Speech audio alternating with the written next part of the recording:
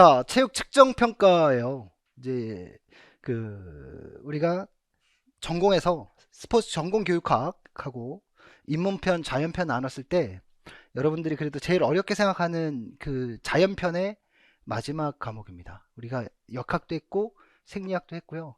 이 측정 평가만 마무리되면 이제 어려운 단계는 뭐 다 지나갔다라고 생각해도 될 것 같아요. 말 그대로 체육 측정 평가는 신체 활동에 대해서 또는 신체적 변화에 대해서 어떤 자로 길이를 잴 수 있는 자든 뭐든 자로 재어서 알아보는 거예요. 그러면 어떻게 알아봐요? 성장하기 전에 체육이라는 신체 활동을 하기 전에 나의 수준은 어떠했는데 체육 활동이라는 걸 하고 나서 나의 신체적 기능적 변화는 어떻게 나타났느냐, 어떻게 변화가 됐고 어떻게 훈련을 했길래 어떻게 변화가 나타났는지, 그리고 변화는 유의미한 건지, 이런 거를 우리가 알아보는 게 바로 체육 측정 평가예요. 그래서 체육 측정 평가를 할 때 우린 측정 평가에 대한 이해를 해볼 필요가 있고요. 가장 먼저 해야 되는 게 이제 기초 통계, 기술 통계 같은 거죠. 그래서 여기서 이제 여기서 다루는 내용들은 다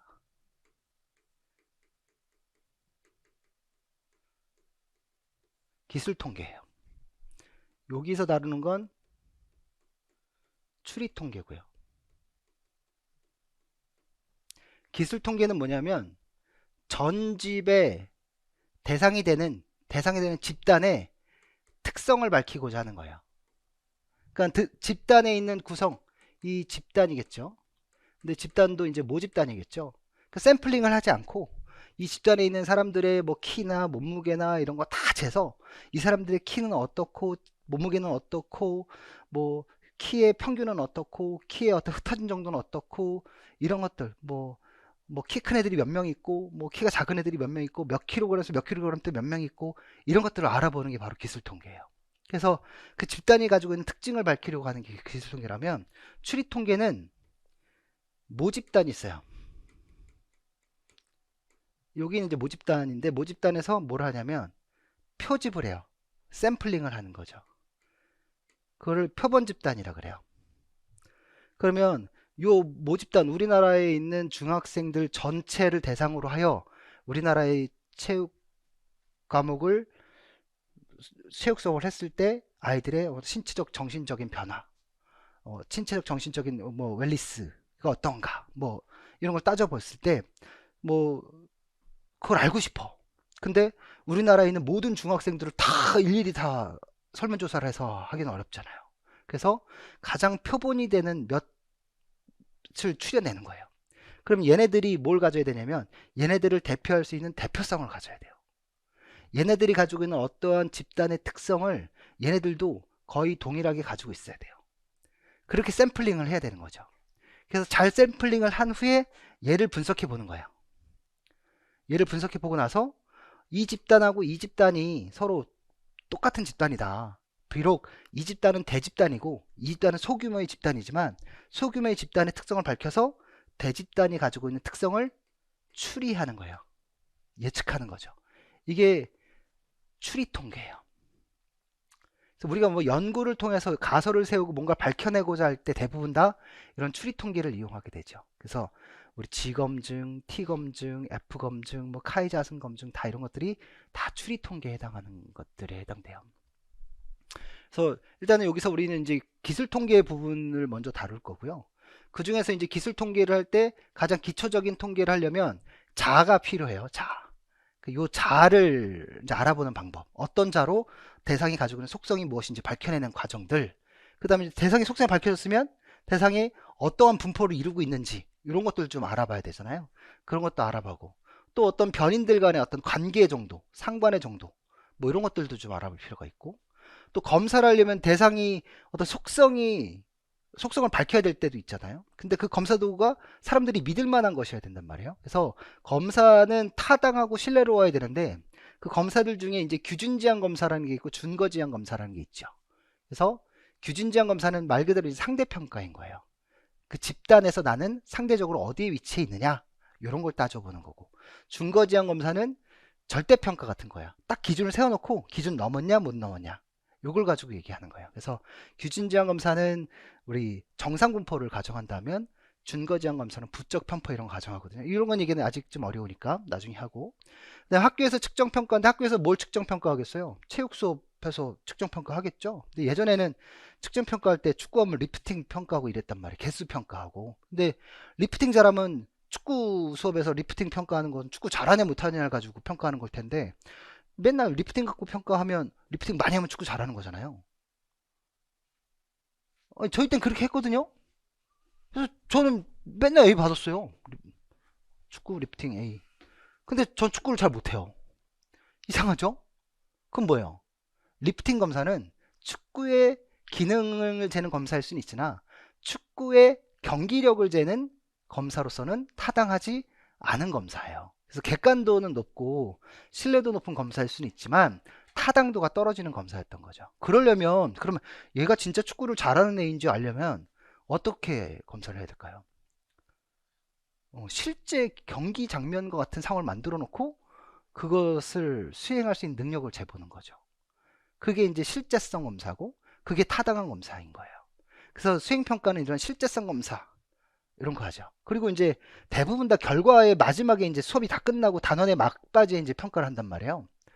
그러면 이제 뭐가 안 나죠? 처음에는 못하다가 뭐 단원 막바지에만 잘해서 집중해서 잘하면 되는 거잖아요. 근데 이제는 성장의 과정을 평가하죠. 그래서 향상도 평가를 해요. 이전보다 이게 얼마나 향상되었는가.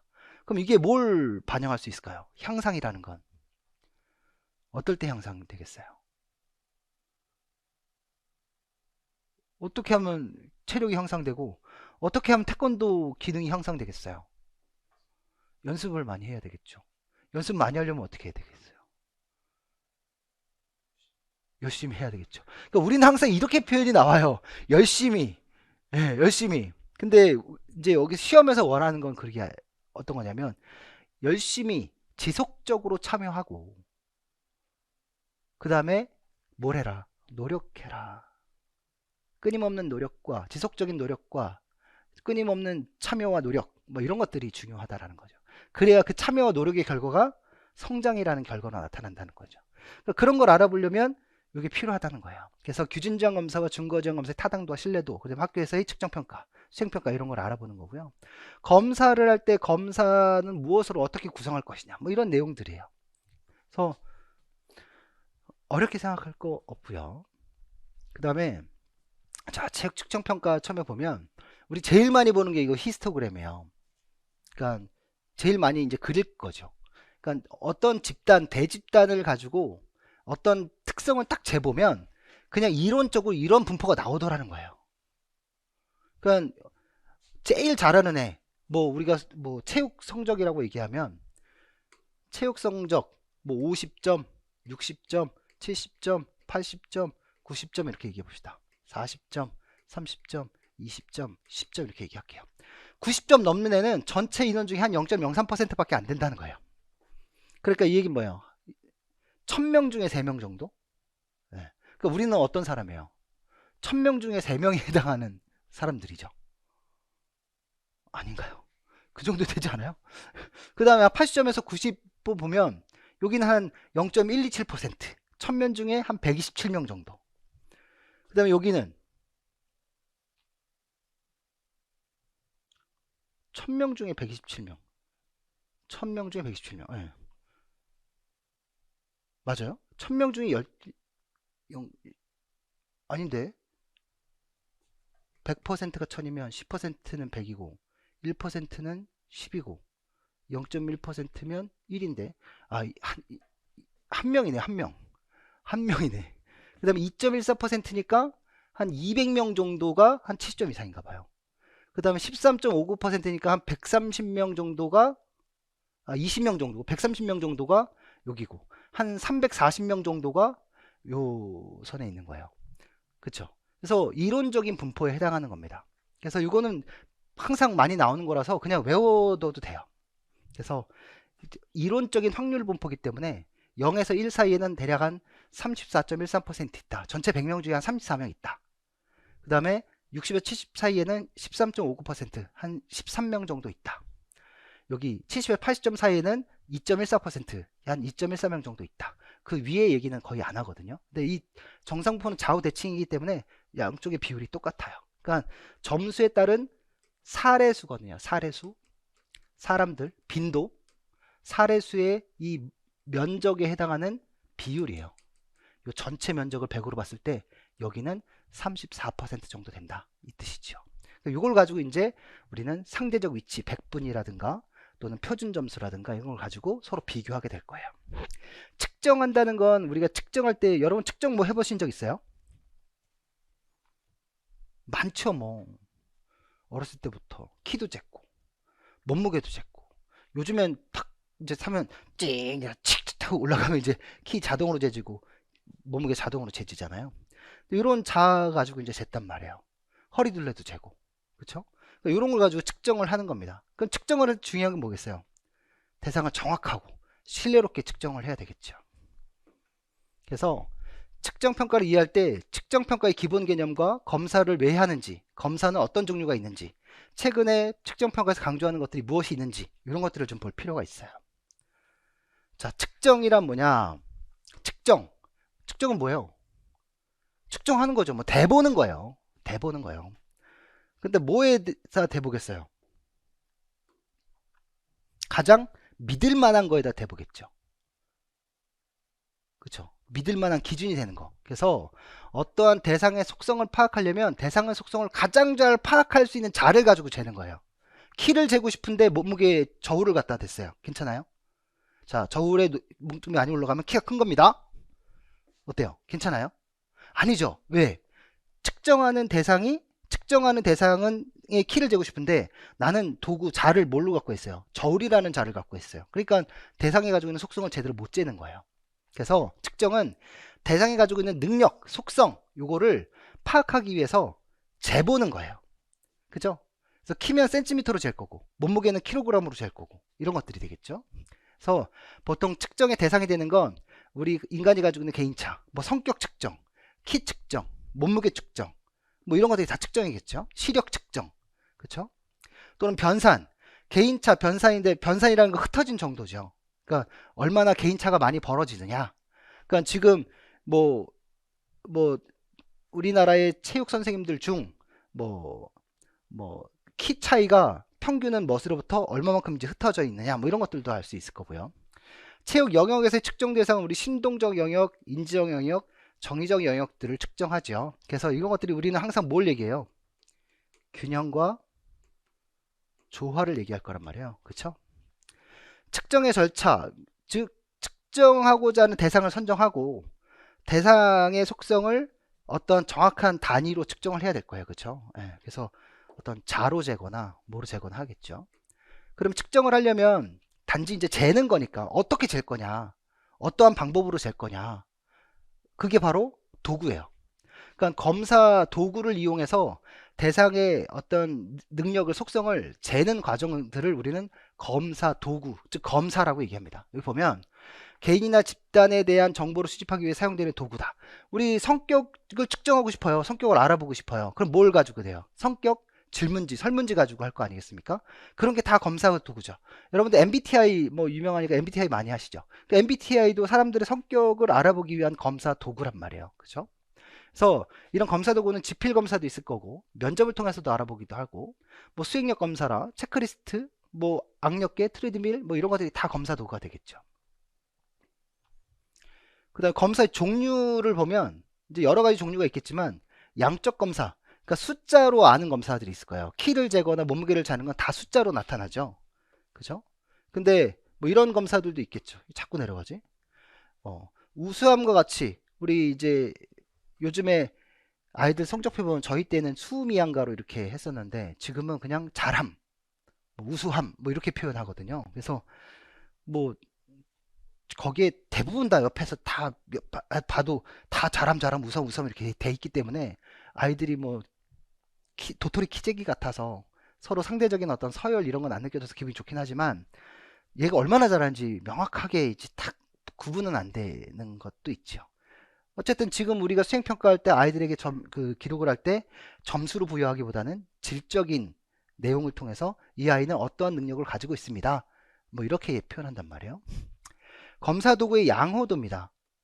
검사도구 양호도의 가장 중요한 건 신뢰도하고 타당도예요. 도구가 이 도구가 믿을 만한 도구냐. 제가 집에서 저울을 가지고 몸무게를 쟀는데 60kg이 나왔어요. 어저께. 근데 오늘 딱 또 아침에 쟀는데 몸무게가 80kg이 나왔어요. 쉬운데? 집에 다시 가서 쟀어요. 근데 70kg이 나와. 어라? 아침, 점심, 저녁 다 다르네? 다시 또 재봤어. 근데 저녁에 60kg 나왔던 게 저녁에 80kg 나와. 이 새끼가? 이게 뭐야? 못 믿겠네 이 저울. 갖다 버려! 이렇게 되겠죠. 그러니까 이거는 뭐예요? 그 검사 도구가 일관성이 없는 거예요. 대상의 속성은 나는 변화되지 않았는데 나의 진짜 모습은 안 변했는데 검사 도구가 이리 갔다 저리 갔다 하는 거죠. 그러니까 이게 바로 검사 도구 신뢰도가 떨어지는 거예요. 우리가 수산시장에 가가지고 게를 사요. 요즘 한참 말이 많죠. 저기 어디 일부 수산시장에 대게를 사요. 대게 킬로그램에 얼마예요? 킹크랩. 아, 그치. 예전에 킹크랩이 아주 쌀 때 저하고 형하고 저희 친형하고 어머님 생신 때 가족 파티 한다고 킹크랩을 처음 사러 갔어요. 가지고 아저씨 이거 얼마예요? 그러니까 아저씨가 25,000원이요. 그러는 거예요. 진짜요? 그래가지고 싸잖아요. 그래서 이거 3마리 주세요 그랬어요. 그 3마리니까 75,000원이잖아요. 그 75,000원 이제 준비하려고 이제 형이 살게 그러는 거예요.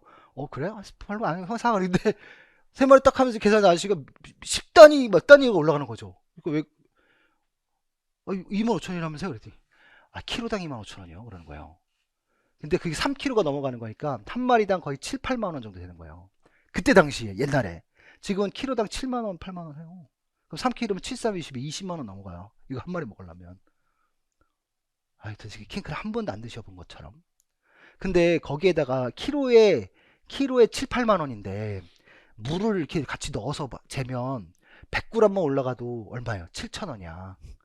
200g 올리면 14,000원 버는 거예요. 그쵸? 100g에 7,000원, 8,000원이니까. 그렇게 저울을 조작해서 이렇게 한 사람도 있단 말이야. 그러면 그 시선시장을 믿어요? 못 믿겠죠? 그건 저울의 문제예요? 사람의 양심 문제예요? 양심의 문제죠. 그죠? 검사도구 타당도. 대상이 재고자 하는 속성을 제대로 재고 싶은 거예요. 대상이 가진 능력을 제대로 재고 싶은 거죠. 그쵸? 그래서 중국에서 오는 음식들이나 이런 그 식품 같은 경우에 이게 중량이 많이 나가면 살이 많이 찐 것처럼 보이잖아요. 근데 중국에서 오는 그 닭다리나 뭐 생선이나 이런 거에 거기 주사기로 다른 물질들을 넣는 거예요. 인위적으로. 중량을 늘리는 거죠. 그럼 대상이 가지고 있는 속성도 제대로 안 지질 뿐만 아니라 대상에 대한 신뢰도 못하죠. 그래서 타당도가 떨어지면 신뢰도도 떨어져요.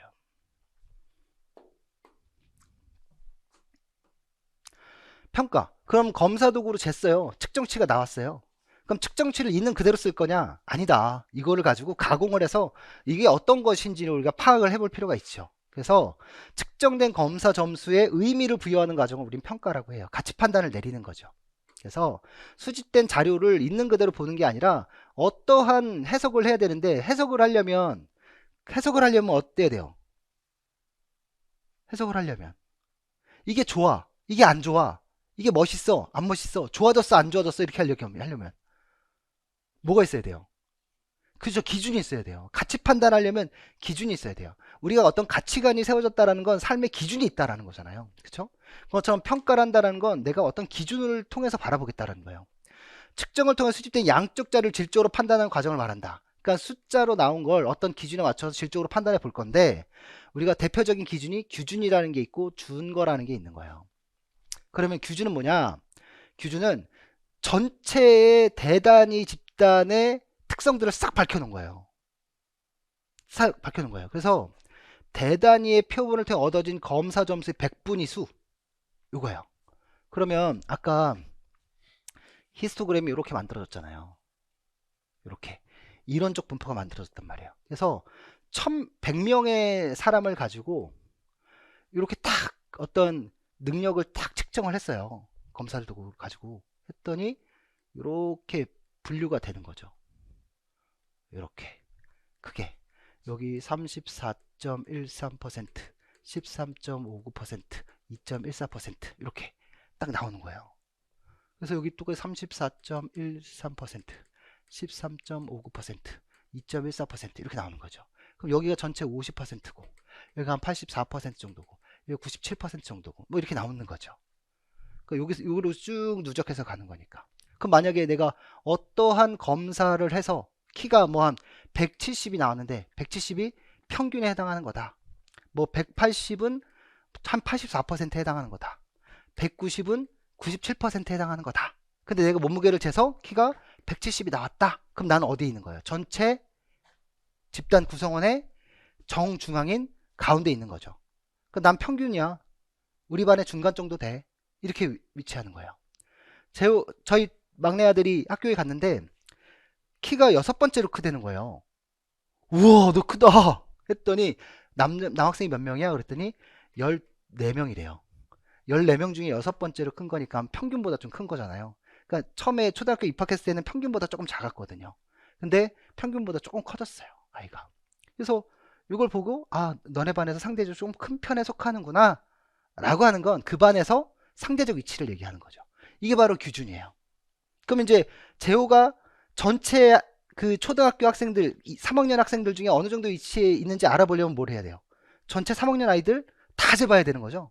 다 재서 제일 큰 애부터 제일 꼴찌인 아이까지 재고 난 다음에 전체를 100분위로 나누고 그 재호의 키가 어느 비율에 어느 100분위 위치하는지를 판단해 봐야 되겠죠. 그쵸? 이렇게 이게 이제 기준에 따라 평가하는 거예요. 만약에 여기 고3 남학생 체질 확률 기준을 미리 설정돼 있다면 우리나라 고3 남학생들 전체를 가지고 체질 확률 기준을 만들어 놓는 기준표를 만들어 놓는 거예요. 그래서 체질 확률을 재해 가지고 그 학생의 체질 확률이 20%가 나왔다. 근데 이 체질 확률이 20%가 전체 기준에서 한 50%에 해당하는 거다라고 얘기하면 나의 체질 확률이 20%면 우리나라 고등학생들의 체질 확률 전체를 재봤을 때 내가 한 평균 정도에 해당하는구나, 이런 걸 알 수 있는 거죠. 아마 정중앙 쪽에 위치할 거예요, 정성부퍼라면. 근데 준거는 절대적 기준이에요. 상대적으로 뭐 어디서 상대적으로 너네 반에서 어디에 위치하냐 이게 아니라 그냥 딱 재호 키가 뭐 120cm면 120cm 넘는 사람은 합격, 120cm 못 넘으면 불합격이야, 뭐 이렇게 따지는 거죠. 그쵸? 근데 얘가 자기네 반이 상대적으로 큰 애들만 모여 있는 수도 있고 아니면 뭐 작은 애들만 모여 있는 수도 있잖아요. 어쨌든 그건 상관없어요. 어쨌든 키가 120을 넘느냐 못 넘느냐 이게 중요한 거죠. 그래서 절대적인 기준에 따라서 판단해 보는 거예요. 그래서 항상 뭐가 나와요? 합격과 불합격이 있죠. 근데 그럼 상대평가에서는 규준제형표에서 합격과 불합격이 없냐? 그건 아니죠. 여기다 이렇게 기준을 잡으면 되죠. 키를 재는 게 아니라 84% 100분이 84, 100분위에 해당하는 사람 그 이상, 그러니까 84, 100분위보다 위에 있는 사람들을 뽑겠습니다 라고 얘기하면 여기 있는 몇 명만 뽑는 거예요. 100명 중에 84, 100분위 위쪽이니까 한 16명 정도 뽑는 거란 말이에요. 그쵸? 아무리 잘해도 내가 16명 안에 못 들어가면 안 뽑히는 거예요. 아무리 키가 커도 나보다 키 큰 애가 16명 있으면 난 안 뽑히는 거죠. 그쵸? 하지만 준거제한 검사에서는 170을 기준으로 가지고 얘기했기 때문에 170이 넘으면 무조건 뽑히는 거예요. 이해되죠? 그래서 이 준거제한 검사는 잘만 하면 돼요. 열심히만 하면 되기 때문에 편포가 이루어져요. 이렇게 약간 치우쳐져 있어요. 그래서 얘네들은 정상분포를 가정하지만 얘는 부적 편포를 가정해요. 그래서 중3 여학생의 건강을 기준으로 1600m 오래 달리기 검사의 준거가 10분 30초라면 준거가 10분 30초예요. 그러니까 10분 30초 이내로 들어오면 건강한 아이, 심폐지구력이 우수한 아이, 10분 30초보다 늦게 들어오면 심폐지구력이 떨어지는 아이, 이걸 판단하는 기준으로 잡겠다는 거죠. 그래서 10분 30초 안에 들어왔어요. 그럼 뭐라고 판단해야 돼요? 심폐지구력이 좋은 아이, 이렇게 판단하면 되는 거죠. 이렇게 측정된 검사 결과를 가지고 의미를 부여하는 과정, 이거를 평가라고 해요. 그럼 이런 검사를 왜 하느냐? 검사를 왜 하겠어요? 검사를 왜 하겠어요? 우리가 다 검사를 다 해요. 왜 하겠어요? 나의 수준이 어느 정도인지. 그죠? 내 수준이 출발점을 파악하기 위해서 하는 것도 있죠. 그리고 내가 목표했던 수준에 얼만큼 도달해 가고 있는지. 그리고 얼마 안 남았다면 조금만 더 노력하면 되겠구나. 아까는 못했었는데 많이 좋아졌구나.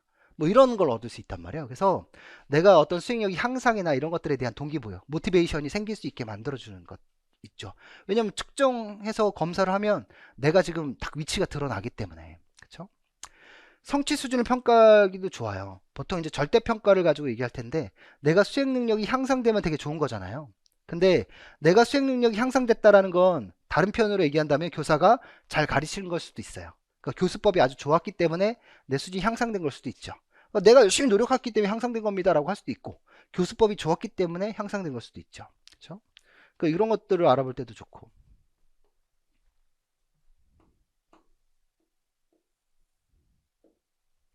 그 다음에 향상도를 측정하는 것도 좋죠. 그러니까 검사는 이전의 수행에 비해서 이후의 수행이 얼마나 좋아졌느냐. 그러니까 사전 검사와 사후 검사의 결과의 차이죠. 그러니까 사후 검사 점수에서 사전 검사 점수를 빼준 거예요. 처음에는 내가 30점 받았는데 사후 검사에서 40점 받았다. 나는 몇 점이 향상된 거예요? 플러스 10점이 향상된 거죠. 이것이 내가 어떤 참여와 노력에 의해서 결정되는 부분이란 말이에요. 그쵸? 그래서 근데 향상도 점수를 높게 받을 수 있는 방법이 있어요. 여기는 지금 30점 받고 40점 받아서 10점 향상도 나왔는데 어떻게 하면 잘 받을 수 있어요? 처음에 할 때 안 하는 거지. 처음에 빵점 받고 나중에 40점 받으면 되지. 향상도 40점 이렇게 나오잖아요. 높게 받죠. 그래서 뭘 어떻게 해야 돼요? 사전 검사도 어떻게 신뢰할 수 있어야 돼요. 그쵸? 사후 검사도 신뢰할 수 있어야 돼요. 그쵸? 그 다음 사전 검사와 사후 검사의 상관은 낮아야 돼요. 이게 무슨 얘기냐면 사전 검사 잘 받았다고 사후 검사도 잘 받으라는 법은 없어요. 사전 검사 못 받았다고 사후 검사도 못 받으라는 법은 없어요. 사전 검사를 못 받았더라도 사후 검사를 잘 받을 수도 있는 거예요. 어떻게 하면? 참여와 노력을 하면. 그래서 학생들이 뭐를 부추기는 거예요? 열심히 하면 너희들도 좋은 점수 받을 수 있어. 이렇게 되는 거죠. 그렇죠? 근데 앞서 얘기했던 것처럼 수학 체감에 원리에 나왔던 것처럼 우리 체력 수준이 좋아질수록 향상도는 어때요? 동일한 노력의 투입에 대한 향상도는 적게 나타나죠. 그래서 이런 문제들이 생길 수 있기 때문에 이렇게 나오고 있어요. 낮은 검사 점수를 받은 학생에게 높은 검사를 받은 학생과 낮은 검사를 받은 학생에게 동일한 단위 점수가 부여되면 적절하지 않다는 거예요. 그래서 뭐 아까 뭘 주라 했어요? 플러스 알파 가중치를 줘라 라고 얘기했던 겁니다. 그렇죠? 그 다음 진단. 앞서 우리 처음에 얘기했던 것처럼 우리가 검사를 하는 것은 내가 어느 수준에 있는가를 알아보기 위함이죠. 그래서 진단을 하고 진단에 맞는 처방을 내려야 될 것 아니겠습니까? 그렇죠? 그리고 그에 맞는 목표를 설정하겠죠. 대다수의 어떤 수행평가라든가 이런 것들은 진단이 우선이 돼야 될 거예요. 진단에서 문제가 나타났어요. 그 문제점을 교정하고자 한다면 무슨 평가를 해야 돼요? 무슨 검사? 처방을 내려야 되겠죠. 이게 이제 우리가 얘기하는 흔히 얘기하는 형성평가나 수행평가의 개념이죠. 그리고 이제 마지막에 우리가 검사를 하는 것은 이 사람이 어떤 처방을 통해서 또는 어떤 교수법을 통해서 어떤 훈련을 통해서 얼만큼 성취가 나타나는가, 성취 여부를 알아보기 위한 건데, 우리는 학교에서 성적 부여할 때 성취도가 높으면 성적도 좋은 성적이 주어지잖아요. 그런 목적으로 주어지기도 하죠. 또 검사의 목적은 교육 프로그램을 평가하기도 하는 거죠. 앞서 얘기했던 것처럼 평가를 해서 결과가 나타나면 학생이 열심히 노력한 걸 수도 있겠지만 수업이나 어떤 학교의 수업 프로그램이나 이런 것들이 우수해서 좋아질 수도 있는 거잖아요. 그 다음에 검사는 분류와 선발을 위해서도 사용돼요. 아까 분류라는 건 나누기 위한 것이죠. 나누어서 선발하는 거, 특정 일부를 선발하는 걸 텐데 이건 준거지향 검사나 규준지향 검사나 다 분류 선발 가능하죠. 어떻게 분류할까요? 준거지향 검사는 어떤 절대적인 기준을 가지고 분류할 거예요. 잘했나 못했나. 그쵸? 그 다음에 선발은 어떻게 할까요? 어떤 기준을 넘은 사람들만 다 선발. 이렇게 하겠죠? 주로 어떤 선발이 이래요? 임용? 제가 지금 얘기한 건 절대평가, 준거지향 검사로 선발하는 거예요. 몇 점만 넘으면 무조건 합격. 뭐 이렇게 되는 거예요. 자격증 시험, 한국사 시험, 운전면허 시험. 다 그런 거예요. 그쵸? 근데 이런 분류 선발을 규준지향으로 한다 그러면 분류를 어떻게 해요? 상대적인 위치로 분류를 하고 거기에서 특정 몇 퍼센트 이상의 사람들은 뽑겠다. 이거죠. 그러니까 우리가 이제 전체 응시 인원은 4,000명 정도인데 4,000명 중에 400명만 딱 뽑아요. 그러니까 아무리 잘해도 400명 안에 못 들면 안 되는 거죠. 전체 10% 안에 들지 못하면 합격할 수 없는 거예요. 이게 뭐예요? 상대 규준제한 검사에 해당하는 거죠. 그리고 우리 검사를 하는 건 미래 수행력을 예측하기 위함이에요. 내가 이제 여기서 임용시험을 보고 여러분들이 임용시험에서 뭘 해요? 이론도 하고 그 다음에 실기도 하고 수업시연도 하고 면접도 하잖아요. 그럼 이게 뭘 알아보기 위한 거예요? 교사로서의 어떤 전문 능력을 가지고 있느냐, 그래서 내용 지식을 갖고 있느냐, 또는 수행 지식을 갖고 있느냐, 뭐 이런 것들을, 또는 어떤 절차적 지식들 이런 것도 잘 갖고 있느냐인데, 그런 것을 임용시험에서 평가해서 교사로서의 전문성 여부를 판단하는 거죠. 그럼 거기서 좋은 점수를 받았다라고 한다면 학교 가서도 잘할 거라고 예상이 되겠죠. 그 수석하면 어디 가요? 수석하면 바로 고등학교로 가요. 네, 중학교로 안 가고. 대부분 다 중학교로 배정받는데 수석한 선생님들은 고등학교로 바로 배정돼요. 그래서 제 제자 중에 4년 전인가 경기도 수석했어요. 그래서 경기 수석해서 바로 고등학교로 발령받았어요. 네, 그런 것들. 그 강원도 수석한 제자도 있었거든요. 그 친구도 바로 고등학교 발령받았고요. 고등학교 발령받으면 뭐가 좋게요? 초등학교는 40분, 중학교는 45분, 고등학교 50분이거든요. 수업 시간이. 근데 중학교는 보통 수업을 얼마나 배정받냐면 보통 한 21시간 정도 배정받아요. 21시간. 근데 고등학교는 한 16시간에서 18시간 배정받아요. 근데 55분 정도 늘어났지만 전체 수업 시간은 16시간에서 18시간 정도인 거 하고 21시간에서 한 24시간 정도 받는 거 하고 그 한 서너 시간 차이가 천지 차이죠. 삶의 질이 달라요. 예, 그리고 아이들이 말귀를 알아듣냐 못 듣냐 이게 차이가 있잖아요. 고등학생 애들은 좀 알아들어요. 중학생들은 뭐야 눈만 까디집혀가지고 선생님한테 반항하고 이런단 말이에요. 그래서 스트레스 많이 받죠. 암튼 꼭 다 그러라는 법은 없어요. 예. 그래서 평가 기준에 따른 분류, 준거지향검사, 규준지향검사에 대한 어떤 세부적인 디테일한 얘기들도 이렇게 해볼 거예요. 뭐 이런 얘기들. 근데 앞서 얘기했던 얘기들 가지고 하면 크게 어려울 건 없고요. 그 다음에 이제 체육이 측정평가 최근 강조되고 있는 건데 이거는 뭐 한참 전에 10년 전에서부터 계속 얘기했던 거기 때문에 우리는 체육에서는 뭐가 제일 중요하게 강조되고 있어요? 건강 관련 체력 강조되고 있는 거예요. 그래서 그 중에서 우리 심폐지구력이 시험 문제로 나왔던 거죠. 근데 지금은 이제 근지구력도 나오고 유연성도 나오고 신체 조성도 나오고 다 나오고 있는 거예요. 그 다음에 뭐 운동 관련 체력 중에 상대적으로 여기에 이제 좀 더 중요성이 부각되고 있다라는 거고, 준거지향 검사를 강조하고 있다. 그렇다고 무조건 준거지향 검사만 해야 되는 건 아니에요. 근데 앞서 얘기했던 것처럼 우리가 규준지향 검사하고 준거지향 검사를 비교해 보면 규준지향 검사는 상대적으로 어느 정도 위치에 있는가 여부를 가지고 판단하는 거거든요. 그래서 얘네들이 아주 잘해. 아주 잘하는 아이들만 모았는데도 결국 여기 있는 몇 명, 한 10명만 뽑히는 거예요. 그리고 또 아주 못하는 애들이에요. 아주 못하는 애들이에요. 근데 여기는 여기 기준에 따르면 안 뽑혀야 되는데 여기서도 10명은 뽑혀야 되는 거예요. 그러니까 준거지향 검사를 하게 되면 모르겠는데 규준지향 검사를 하게 되면 A라는 학교에서도 10명, B라는 학교에서도 10명 뽑히면 A라는 학교에서는 되게 잘하는데도 안 뽑히는 애들이 생기는 거고 B라는 학교는 되게 못하는 애들이 많은데도 뽑히는 10명이 생기는 거예요. 이게 상대평가죠. 규준지향 검사. 근데 준거지향 검사는 뭘 가지고 하는 거예요? 절대적인 기준을 갖고 하는 거예요.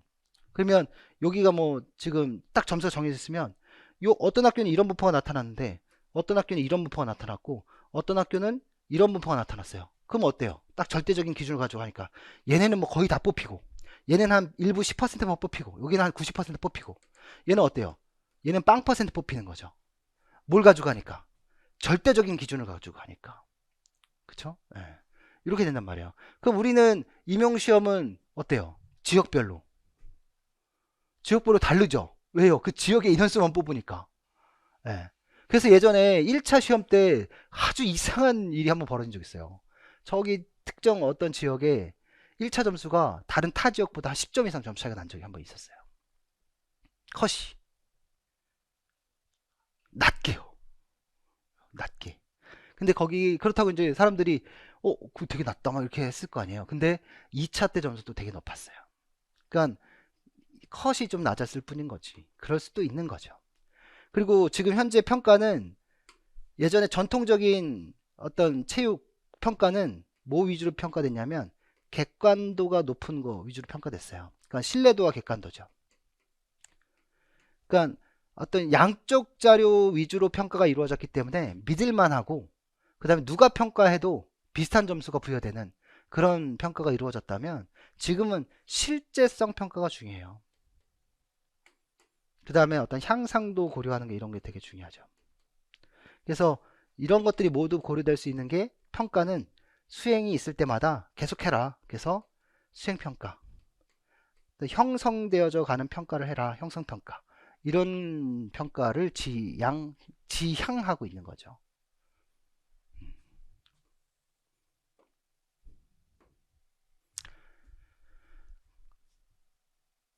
그 다음에 우리 체육 측정 평가, 이제 기초 통계 첫 번째 파트인데, 여기에선 상관하고 이런 건 좀 뺐어요. 표준 점수 빼고 좀 쉬운 것들만 일단 넣어놨어요.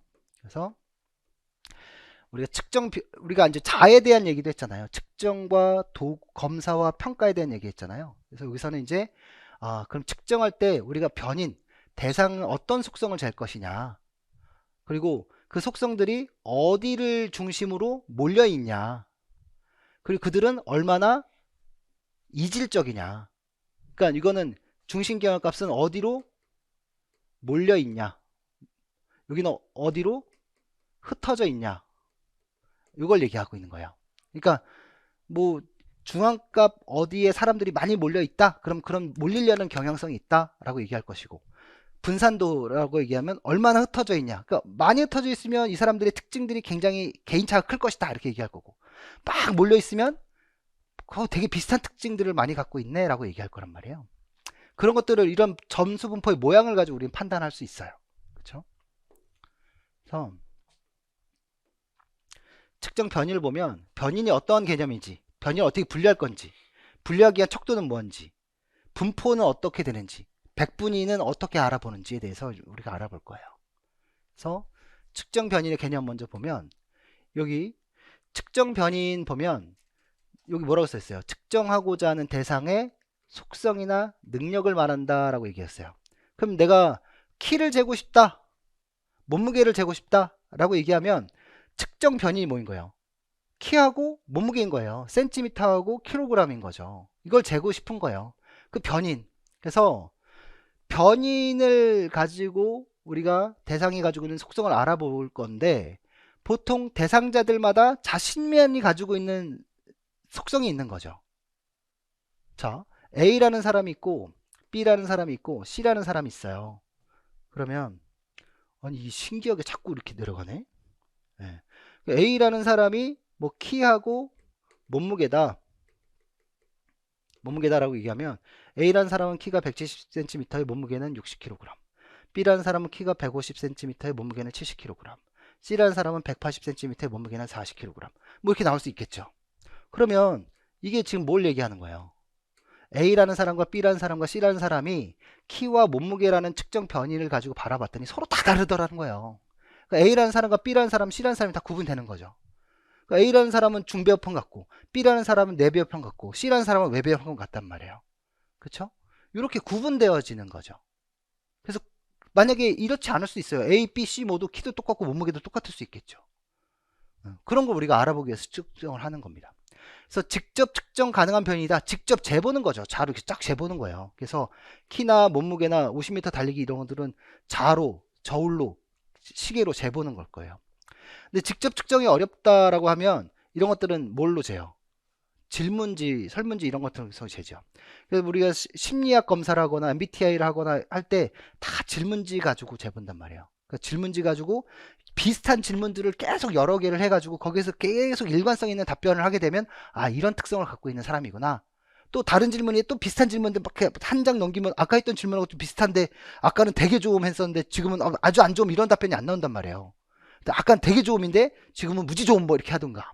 꼭 그렇게 하지 않지. 보통 좋음, 아주 좋음일 텐데 아주 좋음, 아주 좋음. 근데 아까 아주 좋음 했는데 보통 하기가 좀 그러니까 그냥 좋음 이렇게 되거나, 그럼 이제 몰려서 어떤 경향성을 보이게 된단 말이에요. 그러면 그걸 가지고 이제 이 사람이 가지고 있는 성격이 어떠한지를 판단해 보기도 하죠.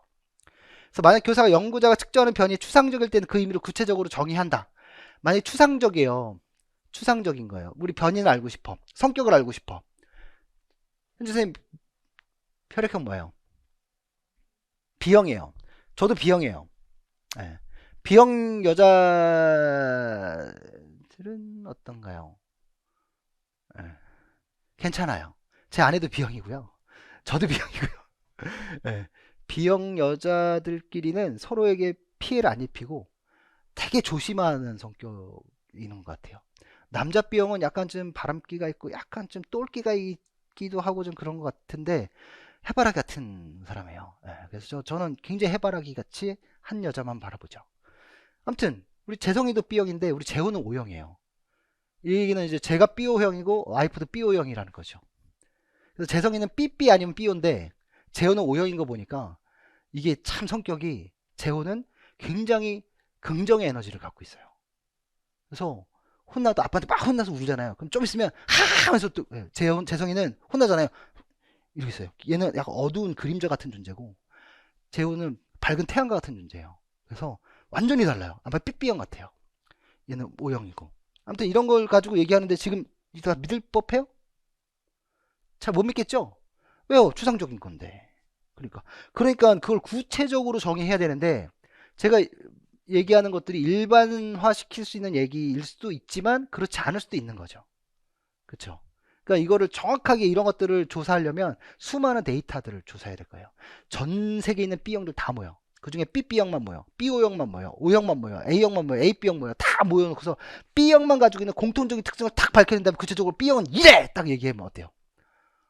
전 세계 인구의 1억 명이 전체 BB형인데 1억 명 중에 99.9%가 해바라기야. 이렇게 얘기하면 어때요? 아, 역시 B형 남자는 해바라기 한 사람만 쳐다보는구나. 이런 얘기할 수 있어요? 그걸 구체적으로 정의할 수 있어요? 왜? 99.9%가 그러는데? 안 그러는 사람이 이상한 거지. 그쵸? 이렇게 해볼 수 있는 거예요. 재밌죠? 측정평가. 속성에 따른 분류인데, 속성에 따른 분류 보면, 이제 변인이 질적인 변이냐, 양적인 변이냐 이 얘기인데, 보통 질적 변인 같은 경우 이런 거예요. 우리가 성별을 나누거나 인종을 나누거나 이러면, 이 질적 변이 중에서도 이제 서열 변이 있고 비서열 변이 있다라고 얘기한다면, 우리 남자는 주민등록번호 2000년대 이전 출생은 1번, 여자는 2번이잖아요. 2000년대 이후 출생은 남자는 3번, 여자는 4번이란 말이에요. 그죠? 그러면 1번인 남자가 우월하고 2번인 여자는 우월하지 못한 거죠. 그죠? 그러니까 남자에게 1번을 부여한 거고 여자는 2번을 부여한 거 아닙니까? 남자는 우월하기 때문에 총 맞아 죽어요 이러다가. 그죠? 왜요? 번호는 그냥 코딩을 하기 위한 부여인 거지 구분하기 위한 번호인 거지 누가 더 잘하고 못하고 높고 낮음을 가지고 얘기한 게 아니죠. 그래서 여기서 나온 번호는 서열성이 없는 거예요. 그죠? 인종, 백인, 흑인, 황인, 뭐 아시아인 뭐 이렇게 얘기하면 누가 더 우월한 존재예요? 미국에는 인종차별이 아직도 많은 것 같아요. 흑인이 이렇게 악수하려고 손 내밀면 악수 안 하죠. 흑인이 막 고급 뭐 술집이나 고급 음식점 가면 들어오지 못하게 하고요. 들어왔어도 되게 차별하고요. 서비스 질도 굉장히 낮게 하죠. 근데 그런 반전적인 영상들이 많이 나오는 게 그런 흑인이 들어갔는데 되게 찬밥 대접을 받았어요. 근데 알고 보니 그 사람이 어느 회사 CEO고 또는 어디 검사고 어디 변호사고 이런 거예요. 피부색은 사람의 가치를 판단하는 게 아닌데 사람들은 피부색을 가지고 사람의 가치를 판단하는 경우도 있지요. 그래서 이런 것들은 비서열적 질적 변수예요. 서열적 질적 변수는 서열이 나타나는 거죠. 학력, 초등학교, 중학교, 고등학교 이런 것들은 어때요? 학력은 높아지는 건가요? 돈만 있으면 다 받는 거예요? 위계가 있죠. 그렇죠? 사회경제주의 상중하. 우리나라는 상중하 이렇게 물어보면 대부분 다 중산층이라고 얘기를 하는데 요즘은 중하 이렇게 얘기하는 사람 많아요. 예전엔 저 어렸을 때는 다 중산층이라 그랬어요. 다 고만고만하게 사는데 잘 먹고 밥 먹고만 살면 그냥 중산층이 이랬거든요. 지금은 삶의 질이 되게 많이 떨어졌어요. 중하층이래요. 외식 한번 하려고 해봐요. 어때요? 마음 편하게 뭐 점심 사 먹을 수가 있어요? 못 먹죠. 저는요, 와이프는요, 밖에 외식 하러 가잖아요. 그럼 저희랑 둘이 데이트를 해요. 근데 안주, 술 한잔 먹을 때 안주가 나오는데 안주가 3만 원이 넘어가잖아요. 안 시켜요. 둘이 먹을 때 3만원은 사치라는 거예요. 그래서 3만원 밑에 쪽으로만 시켜요. 그래서 둘이 먹으면 술값이 소주 2병이면 지금 5천원이잖아요. 만원. 안주 2만 몇천원. 그래서 합하면 한 4만원, 5만원 안쪽으로 나와야 돼요. 5만원 넘어가면 많이 썼어. 집에서 먹을 걸. 이래요. 삶의 질이 떨어지는 거죠. 그렇지 않나요? 농담이에요. 아무튼 우리가 이제 요즘에 너무 물가가 올라가고 막 그러니까 이런 것들은 서열적 질적 변수예요. 양적 변인 중에 보면 양이 크기를 나타내거나 수량으로 표시되는 변인 보면 체중이나 키 이건 너무 쉽죠. 근데 연속 변인 보면 체중 키 재볼까요? 키 171cm, 172cm 이렇게 할게요. 그러면 171cm하고 172cm 사이에 또 숫자들이 있나요? 171.1cm, 171.11cm, 171.111cm, 171.1111111.2cm 이렇게 나오죠. 그러니까 이 사이에도 무한한 숫자들이 계속 있어요. 이런 것들을 연속 변수라고 변이라고 얘기해요. 근데 윗몸 일으키기 말하게 했어. 뭐 윗몸 일으키기 뭐 제가 펄펄하게 한다 그랬죠. 좀 좋아지지 않았어요? 한다 그랬잖아요. 100개씩 맨날 하고 있어요 지금. 그래서 지금 집에서 팔굽혀펴기 하니까 장인어른이 종이야 뭐하냐 그래. 아버님 저희 학생들하고 약속했어요. 매일 100개씩 합격을 기원하면서 하기로. 그래 별걸도 아는구나. 그러시더라고요. 그럼 100개 했어 100개. 근데 한 번에 100개 못해요. 그래서 어떻게 하냐면 50개 50개 나눠서 해요. 그러면 50개 하고 51개 해요. 그럼 여기서 뭐 있어요? 50개하고 51개 사이에는 50.5개 뭐 이렇게 있어요? 그런 건 없어요. 횟수에는 50개면 50개, 51개면 51개죠. 그러니까 이런 것들은 딱 구분되게 된 비연속 변이네요. 이해되죠? 횟수를 기록하는 것. 그래서 이런 어떤 특정 수치만을 갖고 있는 것, 이런 것은 비연속적 변인. 하지만 그 수치 안에 소수점 이하의 숫자들도 가지고 있는 것은 연속 변이네요. 그래서 이런 비연속적 변이는 연속성을 위한 교정을 해요. 나중에 이제 그것도 얘기할게요. 그래서 이런 변인들이 있고 이런 변인들을 알아보기 위한 것이 특성을 가지고 있는 것이 바로 이 자척도인데 우리는 명목척도 또는 명명척도라고 하는 자도 있고요. 서열척도라고 하는 자도 있고 동간척도라고 하는 자도 있고 비율척도라고 하는 자도 있어요. 그러면 아까 속성이라는 건 특성이라는 건 개개인마다 다 개개인마다 가지고 있는 특성이에요. 아까 키와 몸무게를 가지고 A하고 B하고 C하고 비교했는데 다 키하고 몸무게가 다 달랐잖아요. 그러니까 어떤 대상을 측정한다라는 것, 대상의 속성을 알아본다는 건 다른 누군가하고 뭐가 돼야 돼요? 구분되어야 된다는 거예요. 그래서 명명자나 서열자나 동간자나 비율자나 다 대상을 뭐 할 수 있다? 구분할 수 있는 거예요. 그쵸? 그러니까 지금 우리가 자를 가지고 키를 재면 다 구분할 수 있는 것처럼. 근데 명목척도는 서열성이 없어요. 이게 뭐냐면 아까 남자 여자, 남자는 주민등록번호 끝자리 1번, 여자는 주민등록 끝자리 앞자리 2번. 뭐 축구 선수 손흥민 선수는 등번호 7번. 뭐 누구는 등번호 10번. 그러면 등번호 10번이 7번보다 더 잘하는 거죠. 아니죠. 그냥 사람을 구분하기 위한 거지 그게 뭐 잘하고 못하고를 따지는 건 아니잖아요. 보통 이제 인기 있는 번호들이 있죠. 스트라이커가 보통 9번 10번 7번 9번 10번을 가장 선호하는 것 같은데 하지만 그렇다고 그게 잘하는 건 아니란 말이에요. 그래서 이런 누가 더 잘하는지 못하는지는 몰라요. 그렇죠? 그리고 명목척도는 동간성도 없어요. 이게 뭐냐면 자 지금 숫자로 이렇게 부여했지만 숫자로서의 의미를 가지고 있지 않은 거기 때문에 누가 누구보다 더 잘한다 못한다 이런 얘기 할 수가 없는 거죠. 그쵸? 절대 0점도 없어요. 그쵸? 보세요. 자, 등번호가 2번이고 등번호가 4번이고 등번호가 6번이에요. 그러면 등번호 2번인 사람보다 등번호 4번인 사람이 2배 더 잘한다 이렇게 얘기할 수 있어요? 아니면 이만큼 잘한다고 얘기할 수 있어요? 말할 수 없죠. 등번호 2번은 저예요. 나 피종이고 등번호 4번은 조던이에요. 조던. 그러면 조던은 종이보다 이만큼 농구 잘해. 이렇게 얘기할 수 있어요? 그렇게 얘기할 수 없는 거죠. 예, 그렇게 얘기할 수 없는 거예요. 동간성도 없어요. 그래서 여기서 잰 거냐? 그것도 아니에요. 절대 0점으로부터 잰 것도 아니죠. 그래서 명목척도는 뭐만 할 수 있어요? 구분만 할 수 있어요. 그래서 성별이나 등번호 이런 것들 같은 경우에요. 근데 서열척도는 구분성도 있고 서열성도 있어요. 서열이 있다는 건 누가 누구보다 크다라는 정도는 알 수 있다는 거예요. 근데 여기 보면 동간성이 없어요. 동간성은 간격이 얼마나 동일한 게 이렇게 나타나는 동간성이, 이게 동간성인데, 그러면 1, 2, 3, 4, 5면 여기에 몇 차이에요? 1차이죠. 1차이죠. 1차이죠. 1차이 나요. 이 간격이 이렇게 동일하다는 거예요. 동간성.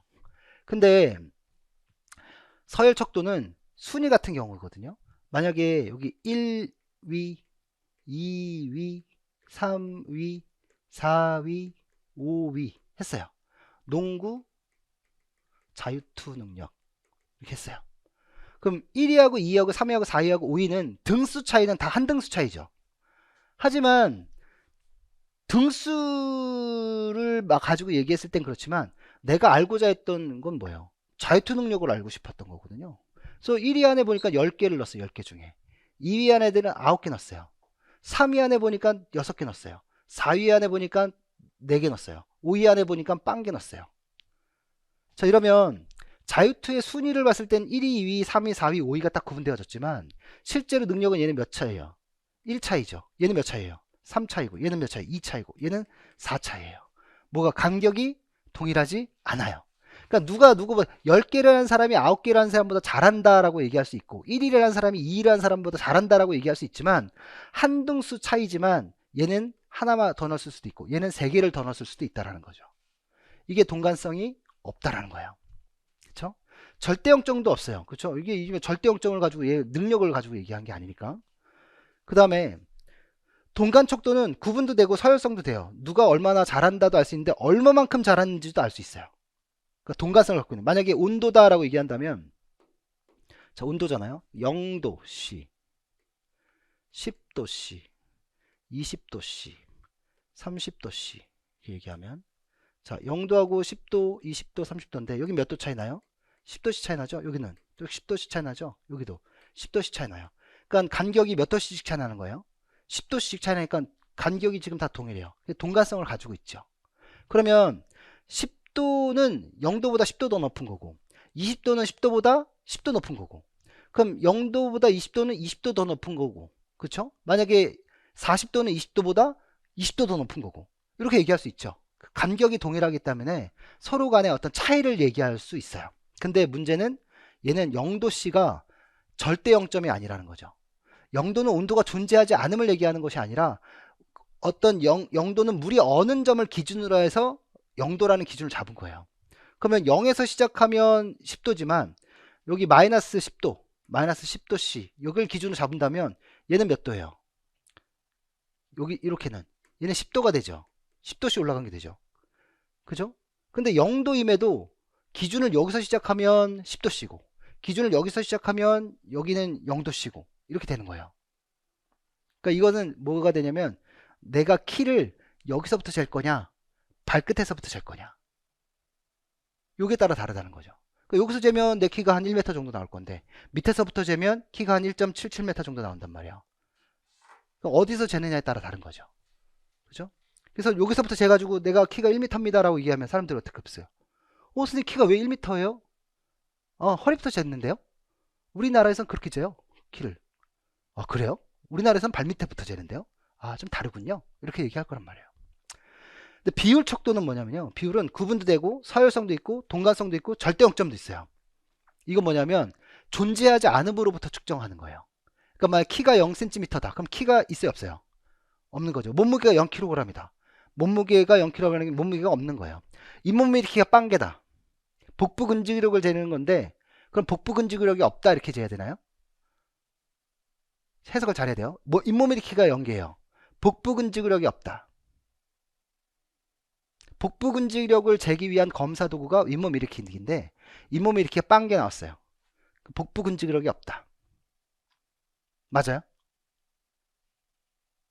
다시 자유투를 재는 검사를 했어요. 자유투를 재는 검사는 상체의 근지구력과 상체 슛의 몸의 협응력을 알아보기 위한 검사예요. 근데 자유투가 빵이 나왔어요.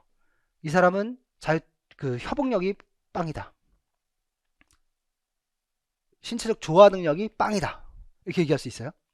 안 되죠. 단지 뭘 못했을 뿐이에요. 자유투를 못 넣었을 뿐인 거고 잇몸 일으키기 못했을 뿐인 거예요. 그러니까 자유투 능력이 없다, 잇몸 일으키기 능력이 없다 이렇게 얘기하는 거지, 상체 근지구력이 없다, 뭐 몸의 교치성이 떨어진다, 협응력이 없다 이렇게 얘기할 수는 없는 거죠. 그렇죠? 그래서 절대적인 영점은 절대적으로 없음으로 판단하는 거예요. 그런 것들에 대해서 이제 세부적으로 이렇게 나눠서 얘기를 해볼 거예요. 그렇죠? 명목 척도, 측정 변인 뭐 다 해볼 겁니다. 그 다음에 이제 어떤 대상들을 측정을 했어요. 측정을 해서 우리가 이제 사람들을 측정해 보면 이게 지금 어떤 특정 대학교에 체중을 이렇게 재본 거예요. 체중을 재보니까 여기서 몸무게가 제일 많이 무거운 사람이 누구예요? 몸무게가 제일 무거운 사람 몇 킬로그램이에요? 매지가이 같아. 83. 그죠? 한참 걸리네. 그럼 제일 가벼운 사람은요? 진작 물어보지. 그죠? 제일 가벼운 사람 55? 55인가 봐요. 그쵸? 그럼 제일 무거운 사람은 83kg고 제일 가벼운 사람은 55kg이에요. 이거 찾는데 오래 걸리죠? 그죠? 자료를 어떻게 해놓은 거예요? 어지럽게 무질서하게 해놓으니까 우리가 잘 모르는 거예요, 찾기가. 그래서 이러한 것들을 질서정연하게 만들어 놓은 걸 우리는 빈도분포라 그래요. 그래서 이렇게 정리하는 거죠. 단순 빈도분포. 83kg은 한 명이다. 그러니까 순서대로 이렇게 쭉 나열해서 어떤 몸무게가 지금 많이 있는가 이걸 가지고 알아보는 거예요. 그러니까 가장 많은 인원수가 있는 몸무게 몇 킬로그램이에요?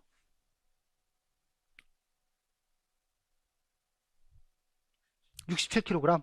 아, 6명이니까. 아, 그러면 요 대학교 학생들 중 가장 대표적인 체중은 한 67kg 정도 되나 보다 라고 생각할 수도 있겠죠. 제일 체중이 많이 나가는 애는 83kg이고 제일 체중이 적게 나가는 애는 55kg이구나. 이렇게 자료를 정리해 놓으면 좀 우리가 알기 쉬워요. 그쵸?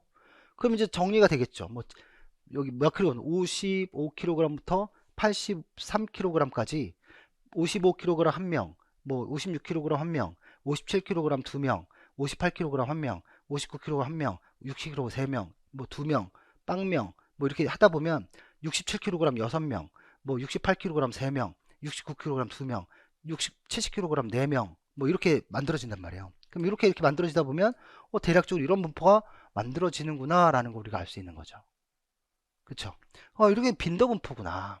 그러면 이제 대상이 가지고 있는 대체적으로 어떤 속성을 가지고 있는지 좀 파악하기 쉬워졌잖아요. 근데 이게 많아. 엄청 많아. 엄청 많아. 그러면 어떻게 해요?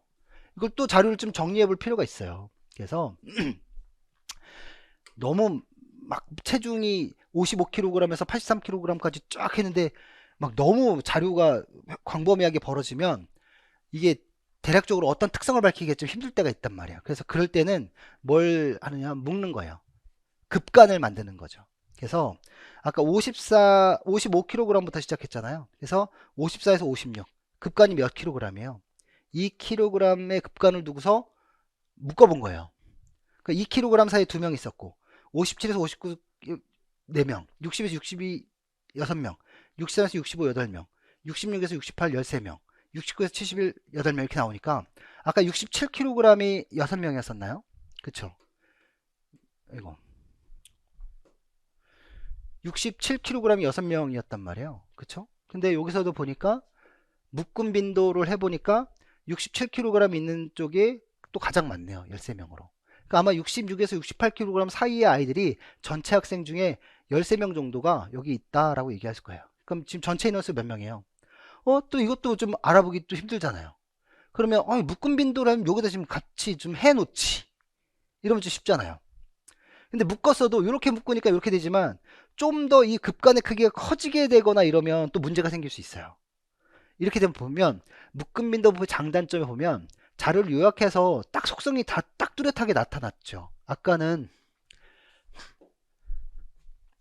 여기 보면 빵빵빵 이렇게 나오기도 하니까 이게 중간중간에 빈틈이 생긴단 말이에요. 근데 여기는 그래도 쫙 이렇게 나왔어요. 자료가, 데이터가. 그래서 정리가 됐죠. 근데 만약에 얘네 급간을 더 키워버리면 얘네가 더 몰릴 거예요.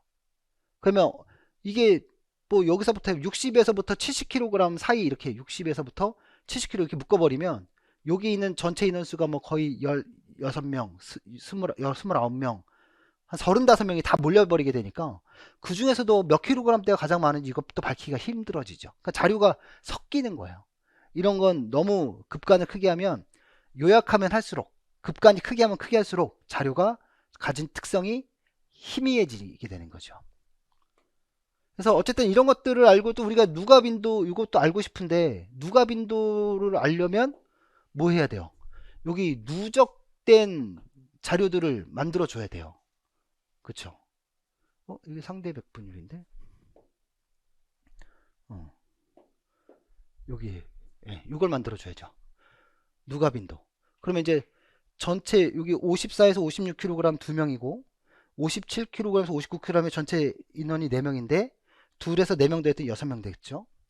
또 60에서 62kg 6명인데 6명이 6명 돼서 12명이 됐고, 그쵸? 그러니까 위로 올라갈수록 지금 인원수가 점점 더해져 가지고 총합 50명이 되는 거예요.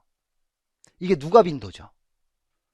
전체 인원수가 50명인데 여기 2명이에요. 지금 전체 빈도를 재보니까 전체 인원은 50명이래요. 그쵸?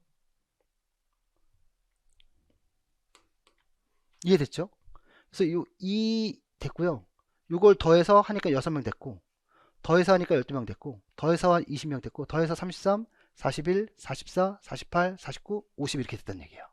그러면 이게 되면 뭘 할 수 있냐? 전체 인원의 50명은 50번 누가 되면 전체 누가 비는 100%란 100이라는 얘기죠.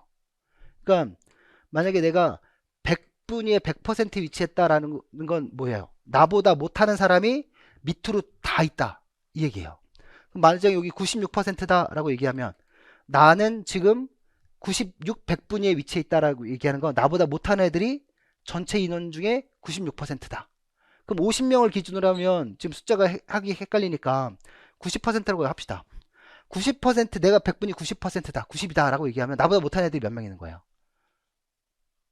50명 중에 90%니까 5, 9, 45 45명 있는 거죠.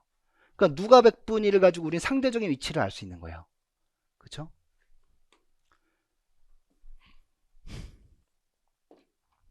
그래서 100분위 점사 100분위 보면 자 여기는 지금 우리가 아까 해당 급간에 해당하는 인원수들이 나온 거죠.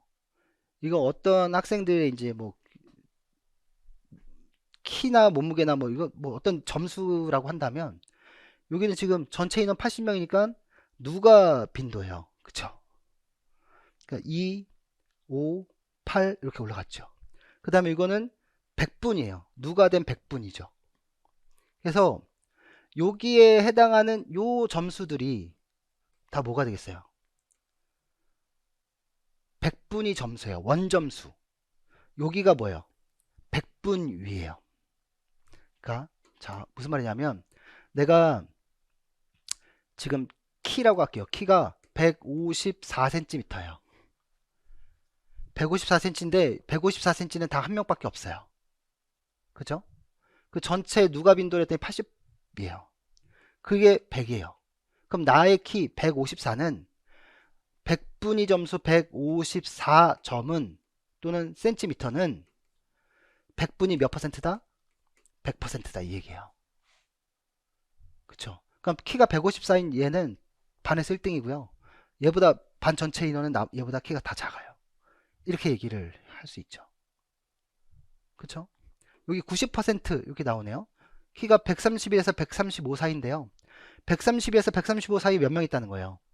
4명 있다는 거예요. 그러면 131, 132, 133, 135 이렇게 있다고 칩시다.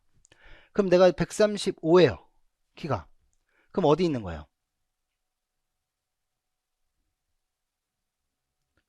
지금 이렇게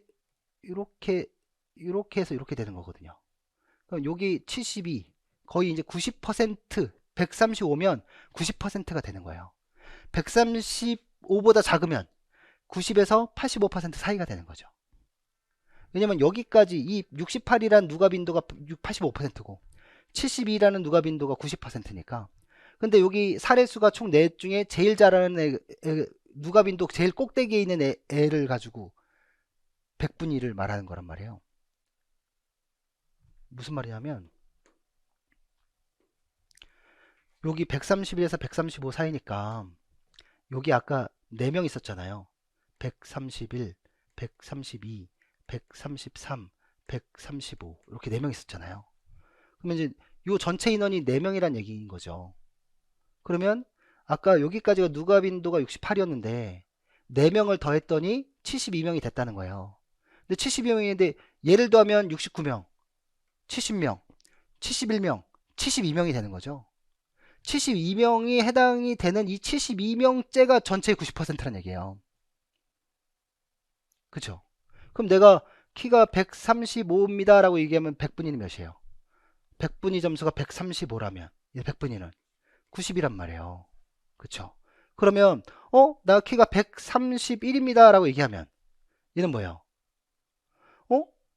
85%까지는 130인데 85%보단 조금 크겠네. 그러니까 85%보다는 조금 큰 비율의 100분위 1을 가지게 될 거예요. 그죠?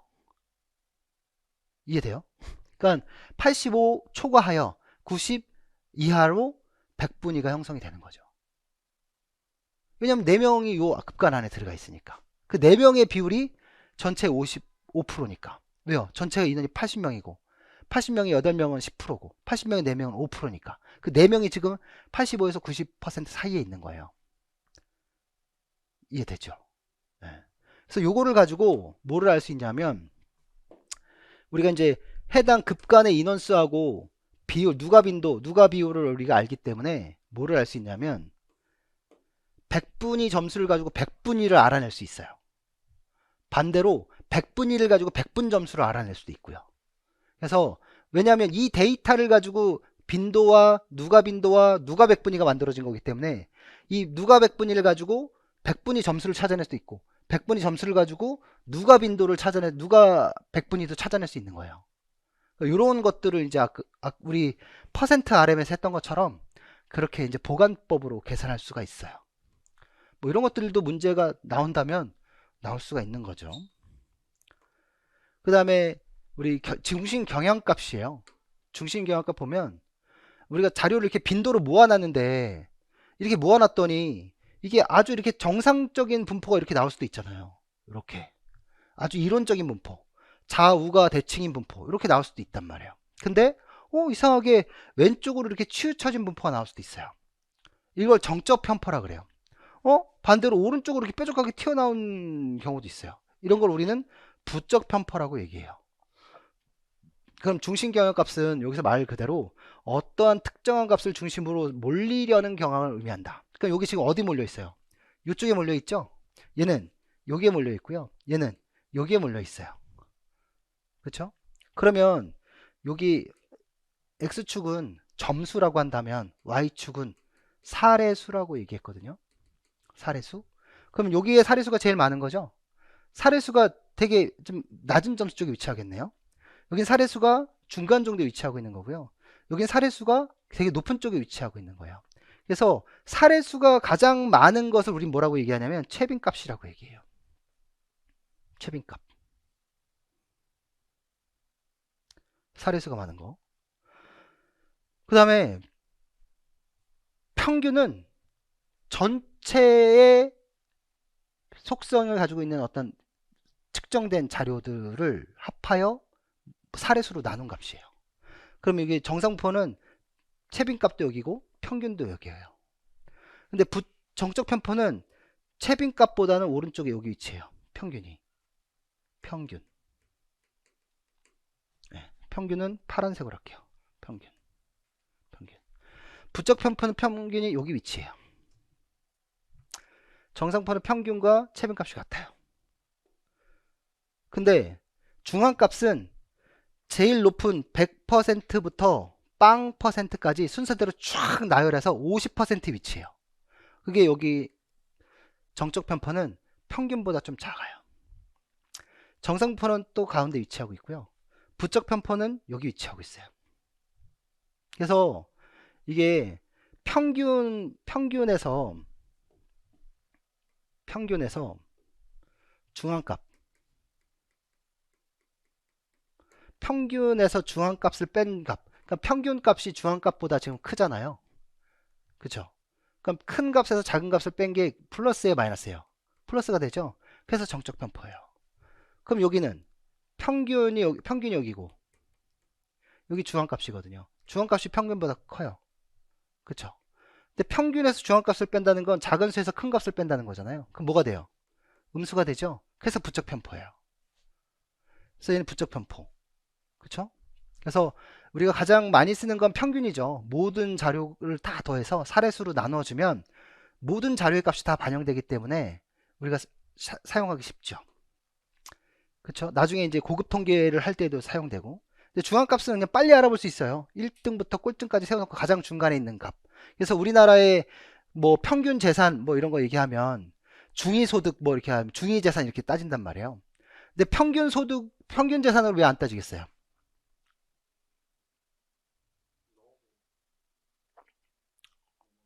상위 5%가 가지고 있는 재산이 너무 많은 거예요. 상위 5%가 상위 5%, 10%라고 할까요? 좀 뭐 정확한 얘기는 아니지만 뭐 상위 10%가 가지고 있는 재산이 전체의 90%에 해당하는 전체 재산의 규모라면, 그러니까 우리나라 인구가 5천만인데 그 중에 100만 명이 우리나라 전체 소득의 90%를 가져간다 라고 얘기하면 평균을 얘기할 때 평균이 과연 누구께 반영된 거예요? 상위 10% 사람의 재산이 반영된 거란 말이에요. 나는 실제로 소득이 얼마 안 되고 재산이 얼마 안 되는데 되게 재산이 많은 것처럼 나오는 거죠. 그러면 믿을 만한 자료가 아니잖아요. 그래서 이럴 때는 너무 지나치게 편포돼 있거나 이렇게 되면 안 되니까 이럴 때는 중앙값으로 하는 거예요.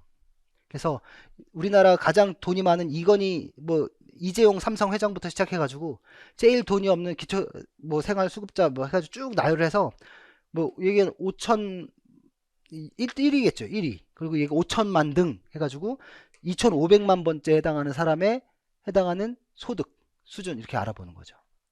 그게 이제 얼마겠어요? 금융자산이 10억이 넘어가면 우리나라 금융자산, 부동산 자산, 순자산이 10억 넘어가면 상위 10% 된대요. 근데 우리나라 한 50% 중간 정도 보면 한 순자산이 한 4억대 정도에서 5억대 정도 되는 것 같던데. 아무튼 그건 한번 찾아봐야 되겠어요. 그렇게 알아보는 거예요. 그쵸? 네.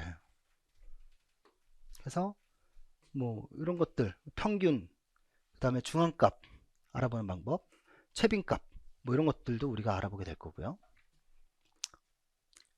그 다음에 분산도는 얼마나 흩어져 있느냐의 정도를 가지고 얘기하는 거예요. 그래서 지금 여기 그림에 보면 수학하고 국어를 보니까 평균이 달라요. 그죠? 그럼 누가 더 잘해요? 국어 성적이 수학 성적보다 더 좋다 이렇게 얘기할 수 있죠. 근데 그건 얘기할 수 있는데, 또는 수학 성적 빨간색 점선하고 국어 파란색 실선을 비교해 보면 수학 성적은 상당히 좀 이질적인데 넓게 분포되고 있는데 국어 성적은 상당히 동질적으로 몰려 있단 말이에요. 그래서 국어 같은 경우는 상당히 동질적인 특성을 가지고 있어서 아이들이 국어에 대한 흥미가 좀 많은가 보다. 뭐 국어에 대한 어떤 국어를 좋아하는 아이들이 많은가 보다. 뭐 이렇게 얘기할 수 있을 텐데, 여기는 수학은 좀 호불호가 갈리는 것 같아. 뭐 이렇게 얘기할 수도 있는 거죠. 그래서 이 흩어진 정도를 알아보기에 가장 쉬운 방법이 바로 범위예요. 얼마나 넓은 범위를 갖고 있느냐. 그러면 국어하고 수학 중에 누가 범위가 더 넓겠어요? 당연히 수학이죠. 왜냐하면 특정 최고점과 최하점을 비교해보면 넓잖아요. 얘는 최고점과 최하점 비교하면 좁잖아요. 그렇죠? 아주 쉽게 파악할 수 있죠. 4분위 편차는 4분위는 4등분 한다는 거예요. 전체를 100으로 봤으면 100%로 봤으면 4등분 하면 몇 등분 하면 돼요? 몇 퍼센트씩? 25%, 여기 50%, 여기 75%, 여기 100%죠. 그래서 요 25, 100분위에서 75, 100분위 사이의 범위, 여기가 얼마나 넓으냐, 이걸 가지고 재는 거예요. 그래서 Q3-Q1을 2로 나눈 값이 바로 4분위 편차예요. 그러니까 이 범위가 넓으면 넓을수록 범위가 흩어져 있는 정도가 크다는 얘기죠. 근데 얘는 뭐냐면 여기는 배제예요. 이쪽. 아까 범위 같은 경우는 제일 끝에서 제일 끝 사이 거리잖아요. 이 얘기는 뭐냐면 얘네들이 뭐 이런 편포를 이루고 있어요. 이런 편포를. 근데 여기 얘네들은 요렇게 몰려 있어서 상당히 동질적인 특성을 많이 갖고 있는데 제일 낮은 점수하고 제일 높은 점수 비교 이렇게 넓단 말이에요. 그러면 얘네들은 어때요? 굉장히 동질적인 특성을 가지고 있는 집단임에도 굉장히 극단값의 점수 때문에 굉장히 이질적인 애들로 보이는 거예요. 범위가 크니까. 그 잘못 해석되죠. 그래서 이런 것들을 없애려고 4분위 편차를 이렇게 잘라내는 거예요. 25%씩. 잘라내면 여길 가지고 재는 거죠. 여길 가지고 재봤더니 어때요? 상당히 동질적인 걸 범위를 가지고는 오류가 생기는데 4분위 편차로 가지고는 오류가 안 생기죠. 좀 줄일 수 있죠. 하지만 뭐가 문제예요? 모든 데이터를 반영하지 않는 거예요. 그래서 모든 데이터를 반영하기 위해서 하는 게 바로 편차 점수와 분산을 이용해서 만들어진 표준 편차예요. 그래서 표준 편차를 이용하게 되면 중심으로부터 우리가 표준 편차에 따라서 아까 그렸던 히스토그램의 평균으로부터 지금 나중에 이제 지점수를 가지고 하겠지만 0, 1, 2, 마이너스 1, 마이너스 2 사이 보면 34.13%, 13.59%이 비율로 그 히스토그램 안에 이론적 비율을 나타내게 되는 거죠. 그걸 가지고 얼마나 흩어져 있느냐, 얼마나 이질적이냐, 또는 얼마나 동질적이냐, 얼마나 비슷한 특성을 갖고 있느냐, 이런 것들을 비교할 수 있는 거예요. 그래서 여기 보면 두 집단을 비교할 때 중심 경향값만으로 비교해 보면 A반하고 B반은 뭐가 같아요? 지금 평균이 같아요. 최빈값도 같아요. 중앙값도 같아요. 그러면 A하고 B반은 동일한 특성을 가지고 있는 집단이다 라고 얘기할 수밖에 없어요. 뭘 가지고만 비교하면, 중심 경향값만 가지고 비교하면 평균도 같아, 최빈값도 같아, 그 다음에 뭐 중앙값도 같은 거잖아요. 선생님 얘가 어떻게 더 많은데 중앙값이 최빈값이 같아요? 최빈값은 요게 빈도수가 아니라 요기에 해당하는 원점수가 최빈값이에요. 그쵸? 그러면 근데 퍼진 정도를 보니까 A집 반보다 B반이 더 많이 퍼져 있네요. 이게 보니까 A반과 B집단은 능력이 평균 중앙값은 같지만 A집단이 B집단보다는 동질적이다. 반대로 얘기하면 B집단은 A집단보다 이질적이다 이렇게 얘기할 수 있겠죠. 또 여기 그림을 보면 A집단과 B집단이 서로 뭐가 같아요? 평균이 같아요. 하지만 이건 또 최빈값은 다르죠.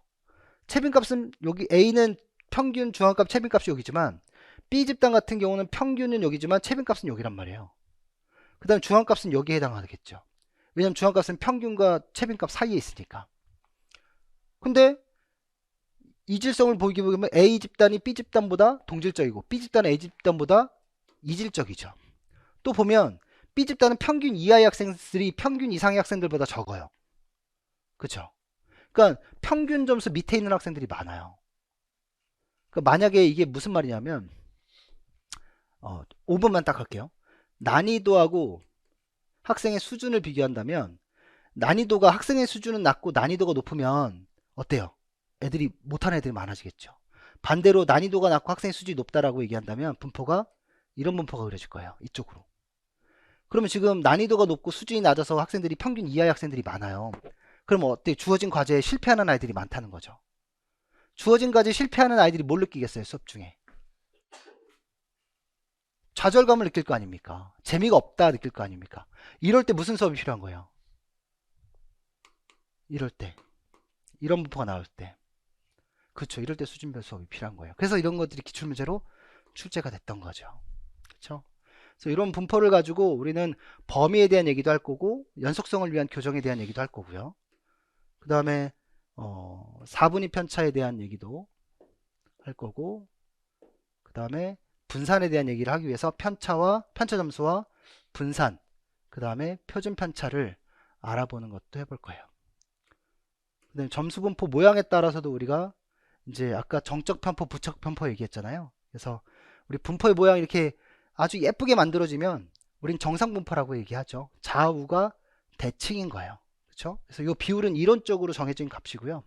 여기는 이제 누적해서 표현해 드렸어요. 왜냐하면 이렇게 표현하면 선생님들이 100분위로 얘기하면 2.14%, 뭐 15%, 50%, 84%, 97% 이렇게 하는 거 좀 쉽게 이해를 못 하더라고요. 그래서 여기를 보니까 여기서부터 여기까지는 68%, 여기서부터 여기까지는 95%, 여기서부터 여기까지는 99%고, 여기 누적해서 50%, 34% 넣으면 84%, 여기까지 더하면 97% 이렇게 점점점 100분위가 올라가게 되는 내용들이죠. 여긴 그 구간에 대한 얘기고, 이런 것도 나중에 다 설명할 거고요. 거기에 따른 이제 분포의 모양, 그러니까 치우쳐진 모양에 따라서 아까 이쪽이 무슨 편포라 그랬죠? 정적 편포. 이쪽이 부적 편포. 평균이 중앙값보다 크면 정적 편포. 평균이 중앙값보다 작으면 부적 편포. 이렇게 얘기하고, 요거는 이제 첨도, 뾰족한 정도죠. 그러니까 뾰족하면 급첨, 완만하면 평평하잖아요. 평첨 이렇게 얘기해서 우리 첨도와 외도에 대한 얘기들도 해보게 될 거예요. 그래서 내일 모레 이제 금요일 날 요에 대한 얘기를 하고 추가적인 자료들 통해서 이제 구체적인 내용을 또 해볼 수 있도록 하죠. 오늘 여기까지 하겠습니다. 수고하셨습니다.